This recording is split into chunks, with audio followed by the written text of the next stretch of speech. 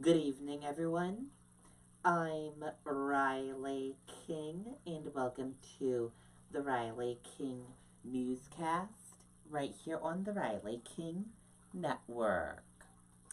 Let's begin.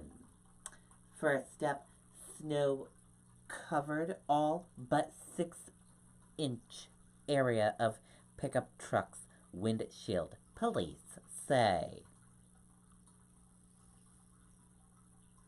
Vehicle stopped on Route 16 in Ossipee. A New Hampshire state trooper pulled over a pickup truck Thursday morning while enforcing Jessica's law. The vehicle's windshield was covered in snow except for a 6-inch area that had been cleared on the driver's side, police said. Police said a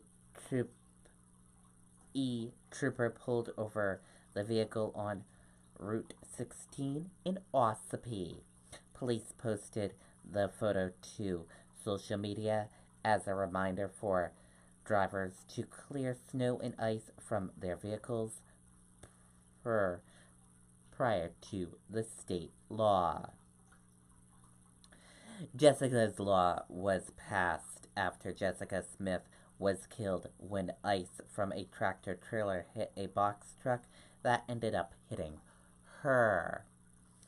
Drivers who violate the law, which took effect in 2002, face fines of $250 to $500 for the first offense and $500 to $1,000 for multiple offenses. As of the end of February, state police have stopped nearly 1,000 snow-covered vehicles this winter. And take a look at that photo.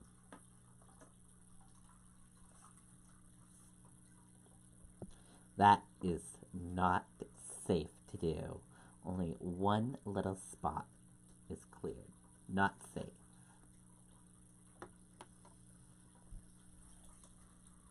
Please remember to clean the snow off your vehicle, everyone.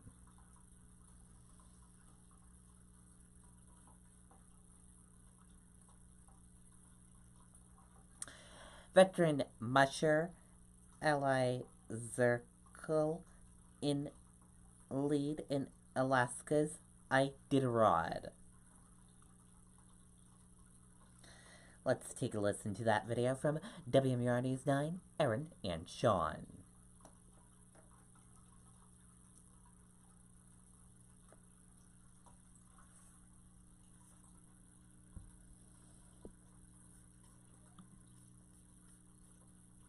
Pushed out the door when it matters most. For more than a decade, he's been right there, everywhere. And when American jobs are on the line, he leads the charge. ABC's World News Tonight with David Muir is America's most watched newscast, and we thank you.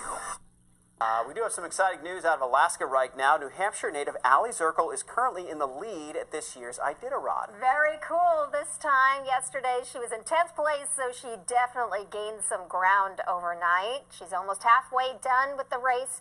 She has 13 more checkpoints ahead of her, but she's doing very well right now. She traditionally does very well in this race. This could be the year for her. Let's hope so. Very cool. That would be fun to try, mushing, being a musher and doing a dog sled mushing race. Website launches to highlight school safety recommendations. Let's take a listen to this video from WMUR News 9, Ray Brewer.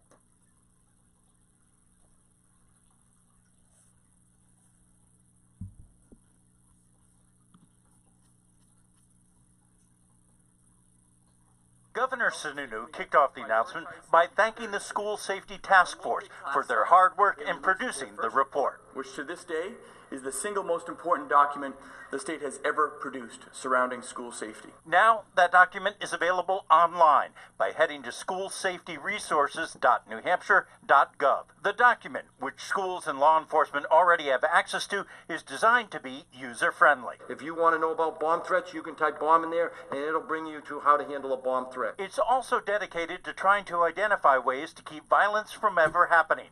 One of the ways to do that, changing school culture. Trying to figure out how do we make our students better citizens to each other so they can rectify their differences before they get to violence. That would include tackling things like bullying and suicide prevention. Some of the 59 recommendations have been fully implemented. 4 are completed.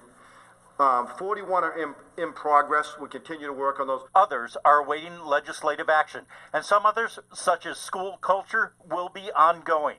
One area where great progress has been made is physically hardening schools. The legislature appropriated $30 million for that, and Laconia received $500,000. Parents that I've talked to, certainly feedback that we've received, I think it has definitely made an increase in their, not only their comfort level, but in the actual physical security as well. The director says not all 59 recommendations will apply to every school, that it'll be up to the local districts to decide which of those they want to incorporate in their schools. Reporting live in Concord, Ray Brewer, WMUR News 9. Okay, and there you go on that video and that report.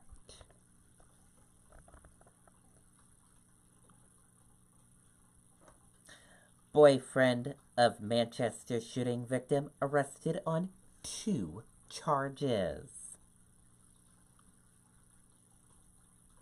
Jeremy Winslow accused of cocaine possession. Let's take a listen to that video from WMUR News 9.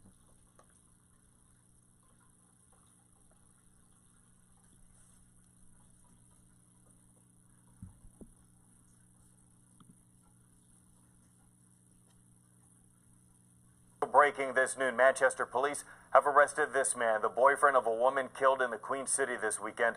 Jeremy Winslow is charged with felony drug possession for cocaine. Officers arrested him outside a Nashua courtroom where he was appearing for a prior conviction. Wilson's girlfriend, Tanya Hall, was shot and killed after he says they left a nightclub Saturday night. Police have charged Justin Morrow with second-degree murder in connection to Hall's death. Okay, and there you go on that video and that report.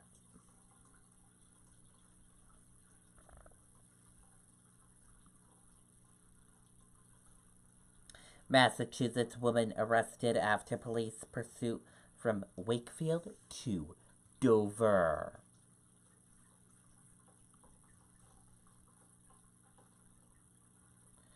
Let's take a listen to the video from WMUR News 9.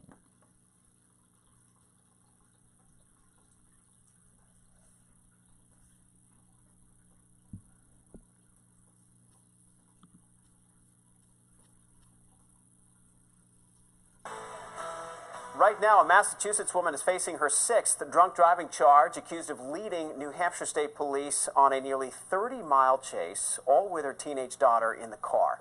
Police say they tried to pull Vicky Thibodeau over in Wakefield, but she took off down Route 16. Police used stop sticks to finally pull her over in Dover. Officials say Thibodeau didn't have a valid driver's license because of her 5 prior OUI convictions. She's facing multiple charges. Okay, and there you go on that video and that report.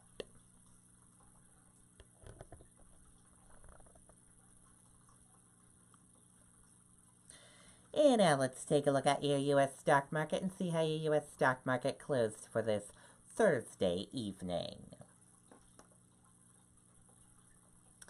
And here's a look at your U.S. stock market for this Thursday evening. Your Dow Jones Industrial Average closed in the red and went down. Your Nasdaq closed in the red and went down. S&P 500 closed in the red and went down.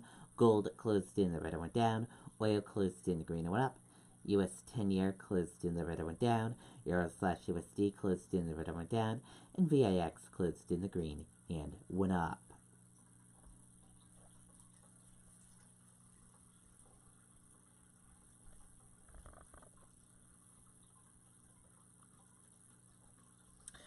Dow slides 200 points post 4-day drop as Wall Street fears world economy may be slowing.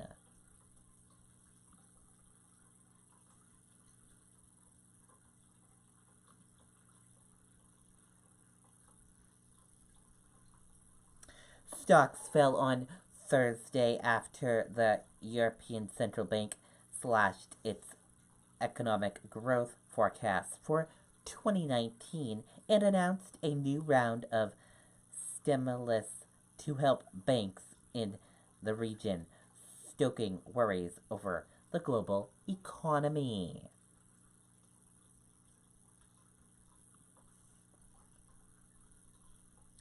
Paul Manafort faces one sentencing for financial crimes.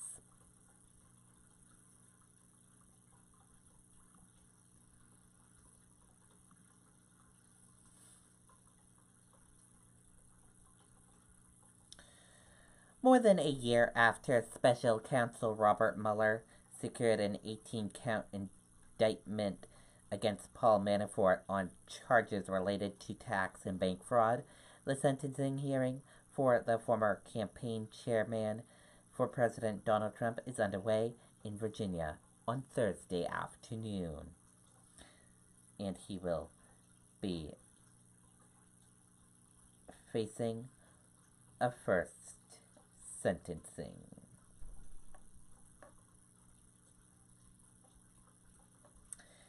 And Manafort's crimes called for a prison sentence of up to 25 years. And that does it for the Riley King Newscast right here on the Riley King Network. I hope you all have a great rest of your Thursday night, and I'll see you back here tomorrow for another newscast. And I have a couple news reports coming up in a little bit, so stay tuned for those couple of news reports. I hope you all have a wonderful night, everyone. Goodbye.